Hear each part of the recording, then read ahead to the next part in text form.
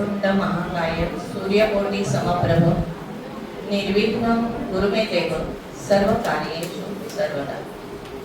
प्रथम स्वामी स्वरूपानंद माझे आध्यात्मिक गुरु, माझे आजोबा दीप्तरूप रघुनाथ शास्त्री गुळवणे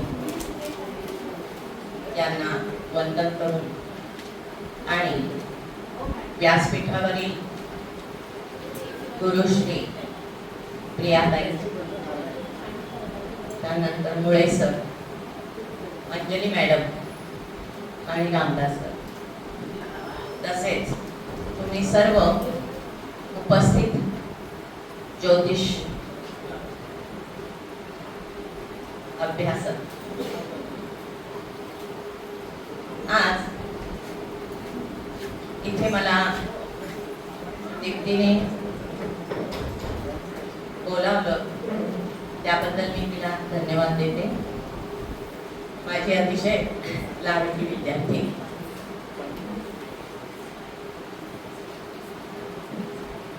आजचा विषय जो आहे, आता मुळे सरांनी तुम्हाला कुंडली कशी वाचावी किंवा कुंडली कशी पाहावी याबद्दल मार्गदर्शन अतिशय उत्तम प्रकारे केलं। प्रियाताईंनी उपासना कशी करायची याबद्दल अतिशय छान समजावून सांगितलं की पंचोपचार पूजा सुद्धा कशी करायची असते आणि कुलदेवता आणि आपले आई वडील माता पिता यांना अजिबात विसरायचं नसतं। तर हे जे लोक तंतोतंत या नियमांचं पालन करतात त्यांना कधीच कशाची उणीव आयुष्यामध्ये भासत नाही। तर आजचा विषय जो मला मी घेतलेला आहे तो सर्वतोभद्र चक्रातील धारकांश कुंडली। सर्वतोभद्र चक्र याच्यामध्ये 4 कुंडल्या वेगवेगळ्या आहेत। या आपल्याला सगळ्यांना ज्योतिष शिकणाऱ्यांना षोडश वर्ग कुंडल्या सगळ्यांना माहिती आहे, पण त्या 16 कुंडल्या सोडून सुद्धा या सर्वतोभद्र चक्रामध्ये 4 कुंडल्या ज्या आहेत त्या वेगळ्या मांडलेल्या आहेत आणि त्याच्यामध्ये आपली नक्षत्र, त्यांचे चरण, त्यानंतर धारकांश, धारण केलेला अंश, प्रत्येक ग्रह हा काहीतरी अंश रूपानेच आपल्या कुंडलीमध्ये स्थानापन्न होत असतो आणि चंद्र हा पृथ्वीचा उपग्रह आणि आपला मनाचा तारा, ज्याचा आपल्या हृदयाशी संबंध आहे। तर त्या चंद्राचं नक्षत्र कोणतं आहे त्याला अनुसरून पूर्वीच्या आचार्यांनी आपले 9 ग्रह आहेत, तर त्या 9 ग्रह जे आहेत प्रत्येक नक्षत्राला स्वामी दिलेला आहे आणि ते 9 ग्रह आहेत, प्रत्येक नक्षत्राला स्वामी दिलेले आहेत आणि ते 9 ग्रह आहेत आणि त्या 9 ग्रहांना त्या 27 नक्षत्रामध्ये बसवलेले आहे। त्यामुळं प्रत्येक ग्रहाला 3-3 नक्षत्र मिळालेली आहेत, जसं अश्विनी, मखा, मूळ, भरणी, पूर्वा, फाल्गुनी, पूर्वाषाढा, तर ही अशी नक्षत्र जी आहे तर त्यांची विभागणी ही त्यांना वेगळी नावं देऊ, प्रत्येक ग्रहाच्या नक्षत्राला वेगळी नावं देऊ म्हणजे ग्रहांना। मग आपलं चंद्राचं नक्षत्र कोणतं आहे त्याला अनुसरून त्या चंद्र नक्षत्राला जन्म हे नाव दिलेले आहे। क्रमाने येणारी पुढील 8 नक्षत्र जी आहेत, पहिला आपला जन्म झाला म्हणजे चंद्र ज्या नक्षत्रात होता ते जन्म तारा, त्यानंतर दुसरं जे नक्षत्र आहे चंद्राच्या नक्षत्रानंतर येणारं त्याला संपत हे नाव दिलेले आहे, संपत्ती कारक। आता कसं आहे, प्रत्येक नक्षत्र जरी शुभ असलं तरी ते आपल्यासाठी शुभ फलदायी होईलच असं नाहीये. आपण म्हणतो की रोहिणी नक्षत्र खूप चांगलं आहे, पुष्य नक्षत्र चांगलं आहे, देवगणी नक्षत्र अतिशय सात्विकता निर्माण करतात आणि आपल्याला सगळं चांगलं चांगलं देतात. पण या ठिकाणी ह्या विचारांना थोडं बाजूला ठेवावं लागतं. कारण मुळातच प्रत्येक ग्रह काय धारण करून आलाय आणि ते नक्षत्र जे धारण करून आलेले आहे ग्रह, ते नक्षत्र आपल्याला अनुकूलता प्राप्त करून देणार आहे की नाही, हे प्रत्येकाच्या कुंडलीप्रमाणे वेगवेगळं फल आपल्याला त्या माध्यमातून मिळत असतात. मग पहिला जन्म मी सांगितला की आपलं जन्म नक्षत्र हे आपल्याला नेहमीच शुभ असतं. म्हणून त्या जन्म नक्षत्रामध्ये चंद्राबरोबर असलेले ग्रह जर त्याच नक्षत्रामध्ये आणखी कोणते ग्रह असतील ते सुद्धा त्या चंद्राच्या नक्षत्राबरोबर जन्मताऱ्यामध्ये येतात आणि ते सुद्धा आपल्याला शुभ फलदायी होत असतात. मी थोडी पूर्वपीठिका सांगते आणि मग तुम्हाला कुंडल्या ज्या हातात दिलेल्या आहेत त्याचा आपण विचार करणार आहोत. त्यानंतर दुसरं जे नक्षत्र मी सांगितलं ते संपत नक्षत्र. आता हे नक्षत्र जे आहे ते संपत्ती मिळवून देणारं नक्षत्र आहे. आता इकडे तुम्हाला जर का मंगळाच्या नक्षत्रामध्ये जन्म असेल, म्हणजे मृगशीर्ष आहे किंवा धनिष्ठ आहे किंवा चित्रा आहे, त्याच्यानंतर येणारं नक्षत्र राहूच आहे. पण ते राहूचं नक्षत्र किंवा आर्द्रा, शततारका, स्वाती ही तिन्ही नक्षत्र तुम्हाला ती संपत्तीकारक होणार आहे. पण आपण काय म्हणतो की आर्द्रा नक्षत्रातला ग्रह आहे ना, जरा सांभाळूनच त्या ग्रहाबद्दल आपल्याला विचार करावा लागतो, किंवा शततारका नक्षत्रातला ग्रह आहे. मग हे जे आहे तर या ठिकाणी आपल्याला थोडे फंडामेंटल जे आहे ते इथे अचूकतेकडे नेत असतात की नक्की आपल्याला ही नक्षत्र शुभदायक आहेत का नाहीत. मग आपण बऱ्याच वेळेला बघतो की राहू एखाद्या ग्रहाबरोबर आहे पण त्या व्यक्तीचं फार काही त्या राहूनं बिघडवलेलं नसतं. मग असं का? मंगळाबरोबर राहू आहे पण तो संपत्तीकारक जर असेल तर मग अशा व्यक्तीची वास्तू होईल की नाही. मंगळ वास्तूचा कारक आहे, भूमीचा कारक आहे. मग तिथे मंगळ राहू युती असेल तर तुमची वास्तू अजिबात होणार नाही असं आपण सांगू शकू का? तर त्या ठिकाणी तो त्या राहूची नक्षत्र ही संपत्तीकारक आहे. आणि तो राहू जर का क्षेम नक्षत्रात आलेला असेल किंवा साधक मध्ये असेल, अधिमित्र मध्ये असेल तर दोन्हीही राहूची शुभ फल तो देईल. तर दुसरं नक्षत्र आणि ते संपत्तीकारक आहे. त्यानंतर तिसरं नक्षत्र विषम अंकार. तर तिसरं नक्षत्र जे आहे येणारं चंद्रापासूनचं ते विपत म्हटलेलं आहे. दुसरं संपत्त, तिसरं विपत, विपत्तीकारक. आता आपण विचार केला की मृग शीर्ष नक्षत्रात मंगळाच्या नक्षत्रात जन्म असेल तर राहूची नक्षत्र संपत्तीकारक झाली, पण गुरुची नक्षत्र पुनर्वसू, विशाखा, पूर्वा भाद्रपदा ही सगळी नक्षत्र तुम्हाला विपत्तीकारक अडथळे आणतील. मग एखाद्याचं शिक्षण होत नाही किंवा भाग्याला चांगलं वळण लागत नाही, भाग्य चांगलं चालू देत नाही, त्यावेळेला काय होईल तर शिक्षण घेताना त्याला अडथळे येतील. आणि मग आपण काय म्हणणार, गुरुच्याच नक्षत्रात गुरु आहे तरी पण चांगली फलं का देत नाही. होतं की नाही? कुंडलीला तुम्ही सगळे जण सोडवत असाल मग त्यावेळेला हे असे प्रश्न पडतात की नाही, सांगा मला. मग हे तिसरं नक्षत्र हे विपत्तीकारक आहे. त्यानंतर येणारं चौथं नक्षत्र जे आहे ते क्षेम ताऱ्यामध्ये, क्षेमकुशल. आपण काय म्हणतो, पूर्वी पत्र यायची पहा, इकडे सर्व क्षेमकुशल आहे. म्हणजे काय तर सगळं काही छान चाललेलं आहे. मग तो त्या नक्षत्रातला ग्रह आपल्याला क्षेमकारक आहे, म्हणजेच आपल्याला सगळं शुभ करून देणार आहे. त्यानंतर येणारं 5वं नक्षत्र जे आहे चंद्रापासून येणारं ते आहे, त्याला नाव दिलेलं आहे प्रत्यरी.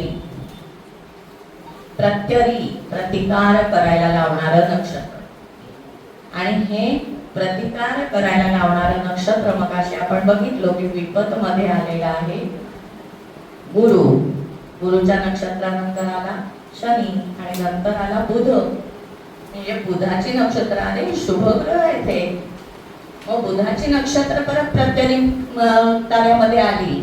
म्हणजे गुरु आणि बुध, मंगळ ज्यांचा नक्षत्र स्वामी आहे, चंद्र नक्षत्र स्वामी ज्यांचा मंगळ आहे, त्यांना सगळ्यांना मग धनिष्ठा असेल किंवा चित्रा नक्षत्र असेल तर त्या सगळ्यांना गुरुची नक्षत्र विपत्तिकारक, बुधाची नक्षत्र प्रत्यरिकारक येतील. लक्षात आलाय विषय थोडा तरी? तर हा प्रत्यरी ताऱ्यामध्ये येणारं 5वं नक्षत्र आलं.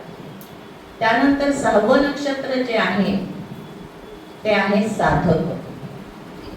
म्हणजे बऱ्याच प्रकारे तुम्ही मेहनत करून कष्ट करून जे काही करता, मनापासून कर्म करता, त्यामध्ये तुम्हाला निश्चित यश मिळणारच आहे याची खात्री हा तारा देतो. साधक तारा साध्य करून देणारा. त्यानंतर येणारं 7वं नक्षत्र जे आहे ते आहे वध तारा. ऐकल्यावर भीती वाटते ना, बापरे वध. आता वध ताऱ्यामध्ये असलेला ग्रह इंदिरा गांधींच्या कुंडलीमध्ये लग्न पितू आहे, तोच वध ताऱ्यामध्ये. देह, लग्न म्हणजे देह, आणि तिथे आश्लेषा नक्षत्रामध्ये हा वध तारा आहे. मग आपल्याला माहिती आहे कशा प्रकारे हत्या झाली. तर या वध ताऱ्यामध्ये 7व्या नक्षत्र जे आहे ते वध तारा.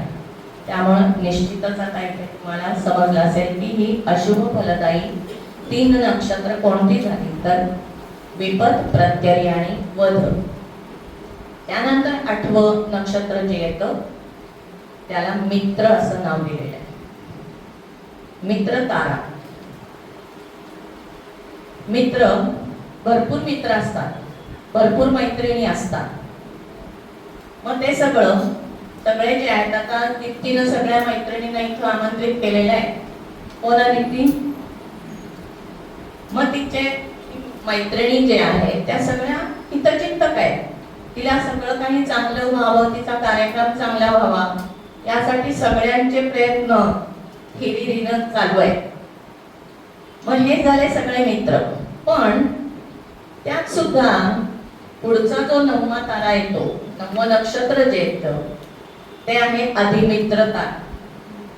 एकदम जवळचा मित्र, जे सगळ्यांमध्ये बोलायचं नाहीये, फक्त एकाच व्यक्तीला कान गोष्टी करून सांगायचं आहे, तो अगदी जवळचा, हृदयापासून स्वतःचा असलेला असा मित्र किंवा मैत्री, तर तो झाला अधिमित्र. तर याप्रमाणे हेच रिपिटेशन प्रत्येक नक्षत्राचं 3 वेळेला होणार असतं. म्हणून कोणती नक्षत्र आपल्याला अनुकूल आहेत आणि कोणती प्रतिकूल आहेत त्याचा प्रथम विचार करा आणि त्यासाठी उपाय मी सांगणार आहे. तर त्यासाठी कोणते उपाय केल्याने त्याची तीव्रता कमी होईल याचा पण विचार करता येतो. या ठिकाणी 2 कुंडल्या मी दिलेल्या आहेत. पहिली आहे स्त्रीची कुंडली. ही कुंडली जी आहे तुम्हाला तिथे अंश स्पष्ट दिसतायत का? अंश स्पष्ट दिसत नसतील तर मी रिपीट करते. अंश फक्त रिपीट करायला हवे. ओके. लग्न आहे 7 अंशावर. पहिली कुंडली लग्न कुंडली जी आहे स्त्रीची कुंडली. त्यानंतर प्लुटो आहे द्वितीय स्थानात, तो आहे 20 अंशावर. त्यानंतर हर्षल आहे 18 अंश. राहू आहे 5 अंश. नेपच्यून आहे 21 अंश, बुध आहे 15 अंश, मंगळ आहे 23 अंश 31 कला, म्हणजे नवमाश तुम्हाला समजासाठी म्हणून तो सांगितलं. नवमाश मी काय बोलणार नाही नवमाशावर, पण तुम्हाला माहिती आहे. त्यानंतर रवी आहे 9 अंशावर, शुक्र आहे 26 अंश सप्तमान, चंद्र आहे 29 अंश, त्यानंतर गुरु आहे 27 अंश, केतू आहे 5 अंश आणि शनी आहे 20 अंश. 20 अंश म्हणजे त्याच्या पुढे काही कला आहे. प्लुटोच्या पण 20 अंशाच्या पुढे काही कला आहे, म्हणजे तो पुढच्या 9 अंशामध्ये जाणार आहे. आता इथे धारकांश कुंडली त्याची मांडलेली आहे पहा. आता इथे कुठलंही कॅल्क्युलेशन आपल्याला करायचं नाहीये, फक्त चंद्र नक्षत्र कोणतं आहे त्याला धरून इथे येणारे नक्षत्र कोणते आहेत आणि त्या नक्षत्रातल्या ग्रहांना कोणता तारा मिळालेला आहे तेवढाच इथे लिहिलेला आहे. लग्न आहे क्षेममध्ये. क्षेममध्ये आहे म्हणजे व्यवस्थित आहे, देहाला काही त्रास नाही, सगळं काही व्यक्तीला प्राप्त होणार आहे. त्यानंतर प्लुटो आहे बध ताऱ्यामध्ये, राहू आहे मित्र ताऱ्यामध्ये. पहा मगाशी मी सांगितलं की राहू सारखा ग्रह जर का शुभ असेल तर तो त्याची अशुभ फल कमी करतो. हर्षल आहे अधिमित्र मध्ये, त्यानंतर नेपच्यून आहे विपद मध्ये, मंगळ आणि बुध प्रत्यरी मध्ये आहे. आता मंगळ जो आहे या ठिकाणी राजयोग करणारा ग्रह आहे सिंह लग्नाला, आणि बुध जो आहे तो धनेश आणि लाभेश सिंह लग्नाला एकमेव ग्रह धन आणि लाभ यांची प्राप्ती करून देणारा असतो. त्यामुळं सिंह लग्नाला बुध चांगला असेल तर आर्थिक परिस्थिती चांगली करून देईल. त्यानंतर रवी आहे सातक मध्ये, चंद्र आणि शुक्र.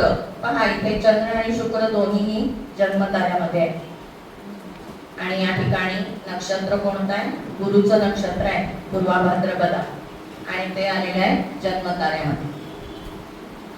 त्यानंतर केतू आहे क्षेम मध्ये आणि गुरु आहे साधक मध्ये, म्हणजे राशी स्वामी जो आहे चंद्राचा तो साधक मध्ये आलेला आहे. म्हणजे उपासना केल्यानंतर, गुरु उपासना केल्यानंतर सगळं काही साध्य होणार आहे. त्यानंतर शनी आहे विपद मध्ये, जो शनी सप्तमेश आणि षष्ठेश आहे. आता ह्या स्त्रीचा विवाह झालेला नाही. 23 जानेवारी 1977 ची कुंडली आहे. आता इथे तुम्हाला पाहिलं तुम्ही तर लग्न क्षेम मध्ये आहे, पण आजूबाजूला कोण बसलंय पहा,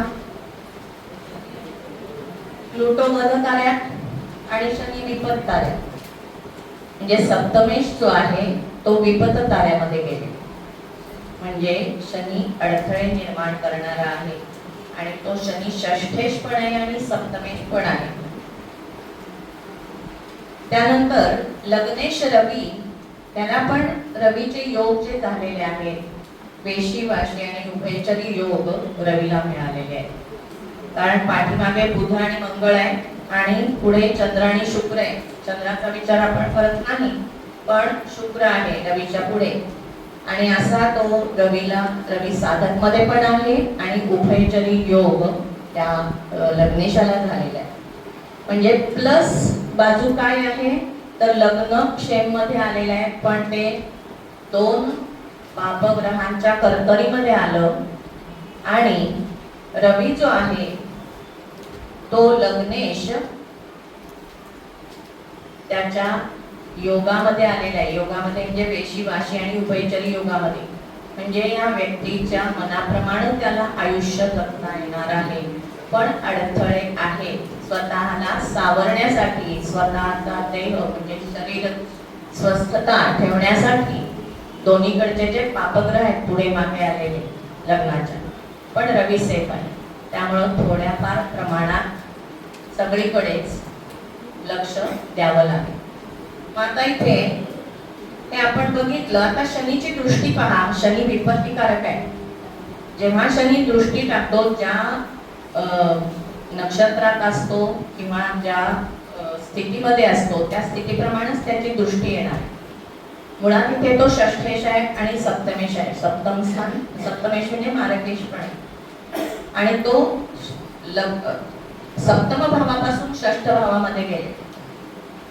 शनीची तिसरी दृष्टी आहे धनस्थानावर. त्यानंतर 7वी दृष्टी आलेली आहे रवीवर. लग्नेशाला पण पाहतोय आणि विपत्तिकारक होऊन पाहतोय, म्हणजे अडथळे निश्चित आहेत. त्यानंतर 10वी दृष्टी जी आहे ती गुरुवर आहे आणि केतूवर आहे. आता या कुंडलीमध्ये शनीनी रवी आणि गुरु 2 त्रिकोणाचे अधिपती आहेत. लक्ष्मी स्थान आहे, पंचम स्थान आणि भाग्यस्थान, 2 त्रिकोणाचे अधिपती. आता मंगळवारची दृष्टी नाही पण गुरुवरती दृष्टी आलेली आहे आणि लग्नेशावरती दृष्टी आहे, म्हणजे पंचमेश आणि लग्नेश या दोघांवरती शनीची दृष्टी आहे. त्यानंतर चंद्रकुंडलीचा विचार केला, चंद्रकुंडलीचा विचार केला तर सप्तमेश रवी होईल, आणि तो सप्तमेश रवी सुद्धा या ठिकाणी त्या राशीपासून म्हणजे चंद्र राशीपासून व्ययामध्ये गेलेला आहे, आणि मूळ कुंडलीतला शनी पण व्यय स्थानामध्ये गेलेला आहे. तर बाकीचा आता तुम्हाला कुंडली सगळी हातामध्ये आहे, फक्त इथं विवाह का झाला नाही ही कारण जी आहे त्याच्यामध्ये हा जर धारकांश कुंडलीचा पार्ट तुम्ही तिथे विचार केला धारकांश कुंडलीचा, तर सहज सुलभतेनं तुम्हाला विवाह निर्णय, विवाह होईल किंवा नाही हे जेव्हा प्रश्न पडतात, बरेच वर्ष झाली मुलं बघतायत किंवा मुली पण बघितल्या जात आहेत पण विवाह का होत नाही, तर अडथळे काय आलेले आहेत त्या कुंडलीमध्ये ते धारकांश कुंडलीप्रमाणे तुम्हाला सहज सुलभ रीतीने पाहता येते. त्यानंतर शनी आणि चंद्र यांचा अन्योन्य योग पण झालेला आहे तिथे, व्ययेश आणि सप्तमेश. आता हे तुम्ही हा बाकीचा अभ्यास बेसिक लेवलवरचा म्हणजे जेव्हा कुंडली आपण बघतो त्याप्रमाणे त्याचा अभ्यास आहे, पण इथे तो अन्योन्य योग हा पण काय शुभ नाहीये, सप्तम स्थान आणि व्यय स्थानाशी झालेला. त्यानंतर दुसरी कुंडली जी आहे पुरुष कुंडली, त्याच्यामध्ये पहिले अंश सांगते प्रत्येक ग्रहाचे. लग्न आहे 18 अंशावर, बुध आहे 8 अंश, केतू आहे 5 अंश, नेपच्यून आहे 22 अंश, मंगळ 24 अंश, गुरु 7 अंश, राहू 5 अंश,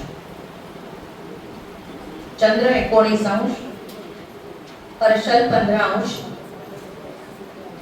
प्लुटो 25 अंश, आणि शनी 28 अंश, रवी 20 अंश आणि शुक्र 3 अंश. याप्रमाणे तुमच्याकडे कुंडलीची धारकांश कुंडली तुमच्याकडे आलेली असेल, त्याच्यामध्ये लग्न जे आहे ते मित्र ताऱ्यामध्ये, लग्न जे आहे मित्र ताऱ्यामध्ये आहे. त्यानंतर लग्नेश जो आहे पहा बुध 8 अंशावर आहे आणि तो वध ताऱ्यामध्ये आहे.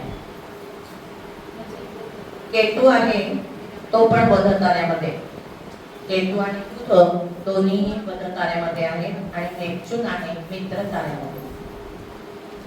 त्यानंतर मंगळ आहे संपत ताऱ्यामध्ये. आता मंगळ इथे कोण आहे तर पराक्रमेश आहे आणि अष्टमेश आहे.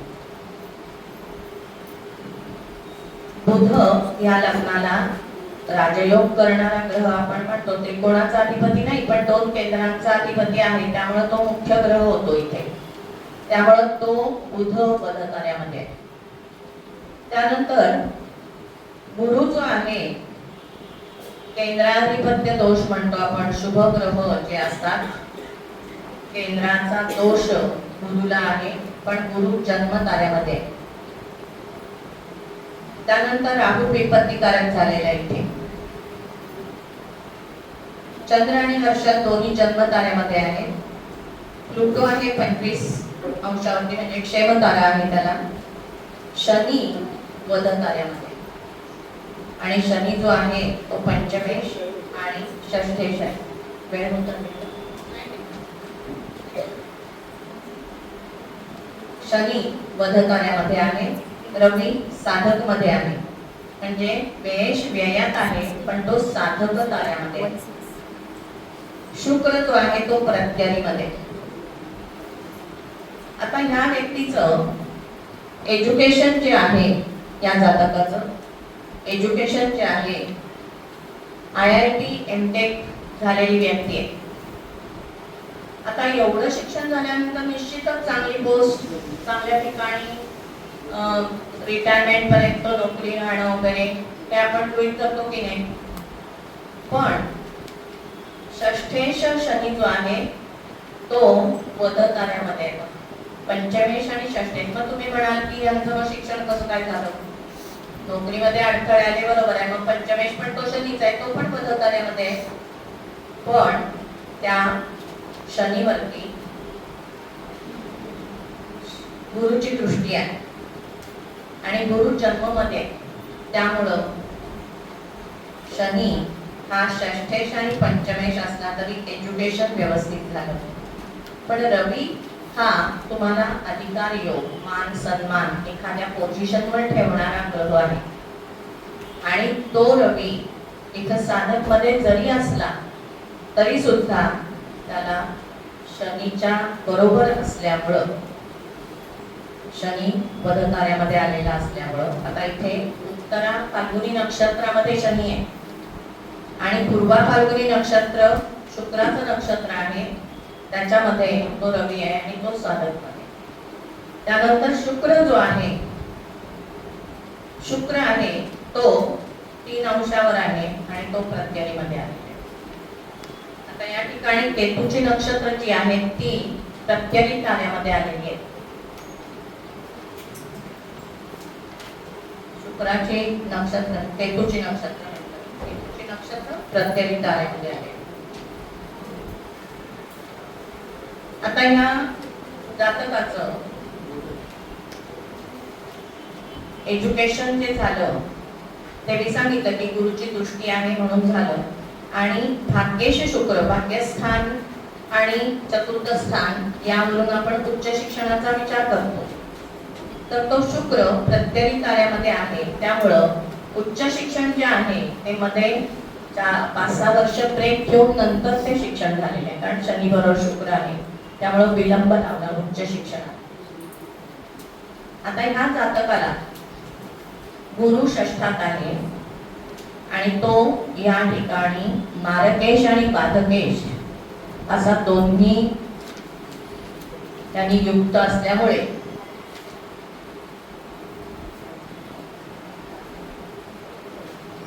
बाधकेश आणि मारकेश असा आहे.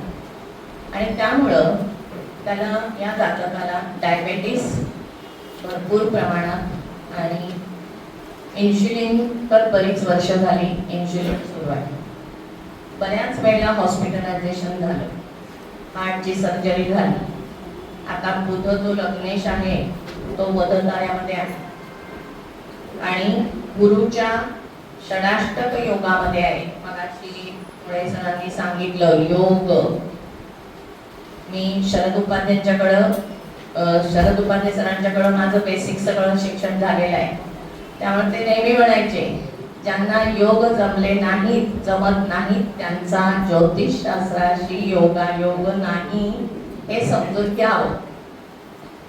आणि योग हे अतिशय महत्वाचे आहे. तुम्हाला मूळ कुंडलीतले योग समजल्याशिवाय गोचरीनी कोणता योग सुरू आहे आपल्या कुंडलीतल्या मूळ ग्रहांशी हे तुम्हाला कॅल्क्युलेशन समजणार नाही. आणि ते डोळ्यांनी बघितल्याबरोबर लक्षात यायला पाहिजे, नाही तर मग मोजण्यामध्ये किती वेळ जाईल आपला.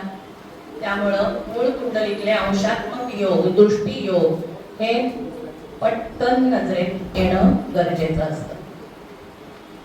तर या ठिकाणी बऱ्याच वेळेला त्या जातकाचं हॉस्पिटलायझेशन झालं.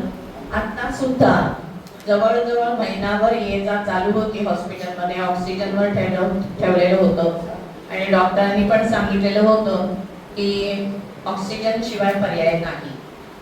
पण सध्या त्याच्यातून थोडी रिकव्हरी होऊन घरी आलेले आहेत हे पेशंट आहेत. आणि रवी जो आहे, मला सांगायचंय, रवी हा साधकमध्ये आहे, वेश वेळात साधकमध्ये आहे.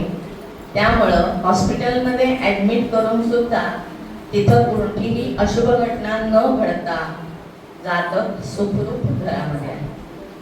तर तुम्हाला कसं काय हे धारकांश कुंडली वाटते पहा. याच्यामध्ये नवमाशाचा विचार नाही, बाकी कोणत्याही गोष्टीचा विचार करायचा नाहीये. फक्त 9 तारे जे आहेत जन्मपासून अतिमित्रपर्यंत त्यांचं फक्त विश्लेषण तुम्हाला करता येणं आवश्यक आहे. आणि ते विश्लेषण जर का चांगलं तुम्हाला जमलं तर निश्चितच तुम्हाला ही जोड प्रेडिक्शनच्या वेळेला उपयोगी पडणारी आहे. तर इथे मला दीप्तीने बोलवलं आणि माझे विचार इथं मांडायला तिने मला संधी दिली, त्याबद्दल तिचे आभार मानते. आणि मला तिचा सत्कार करायचा आहे. माझ्या विद्यार्थिनीनं एवढा स्वतःचा प्रोग्रेस इतका चांगला करून घेतलेला आहे, त्याबद्दल खरोखर मला मनापासून आनंद होतो. धन्यवाद. तुम्ही सगळ्यांनी शांतपणाने इथे बसून माझे विचार ऐकले त्याबद्दल सगळ्यांना नमस्कार आणि धन्यवाद.